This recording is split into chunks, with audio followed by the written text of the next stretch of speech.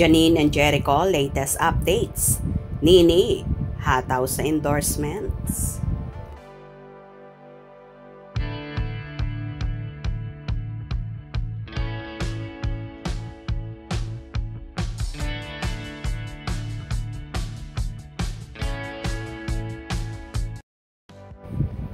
Umattend nga ang Asia's rising star na si Janine Gutierrez sa event ng kanyang ini-endorso ang Nivea, kung saan so sexy at so classy ng dalaga.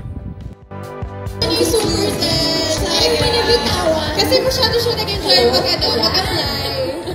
Tayong tatlong criteria. We have speed, style, and radiance. Admired not only for her talent, but also for her natural elegance and timeless beauty. Please give it up for Janine Gutierrez!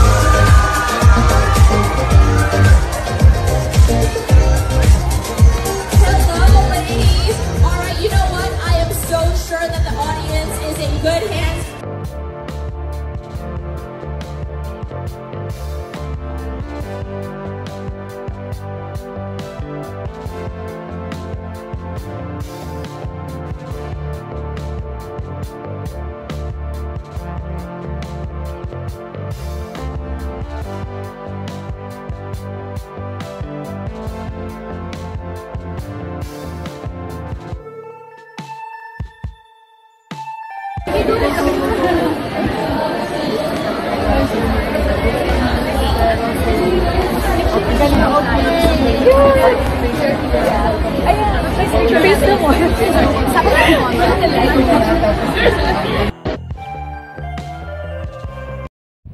Samantalang so busy naman ang Asia's drama king na si Jericho Rosales sa promotion ng kanilang movie na Quezon, kung saan umiikot sila sa iba't ibang lugar, at ngayon nga ay kasalukuyang nasa Cebu City ang Team Quezon.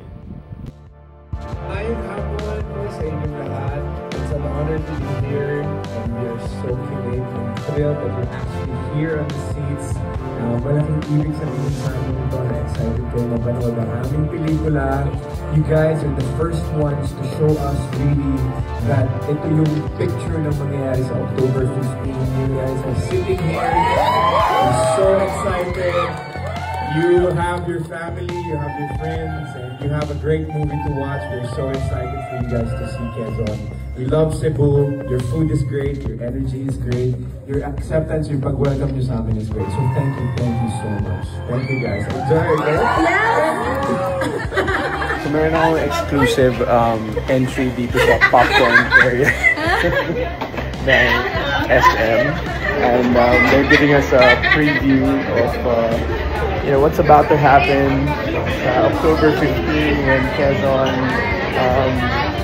starts showing in cinema. This is so cool. Thank you, SM. Love it. Guys, it's so exciting. Actually, they're like... I'm so excited. Oh my God!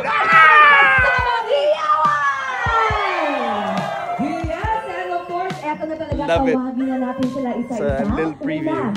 An award-winning actress who was shown in both local and international stages. Yes! May intro for yes. Okay. Let's go! Ano yan, Jake? Ano yan? Ano yan, ha?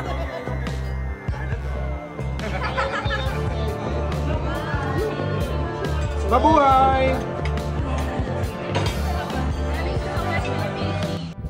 So eto nga guys ang pinaka-latest updates sa magkasintahang sina Janine Gutierrez at Jericho Rosales.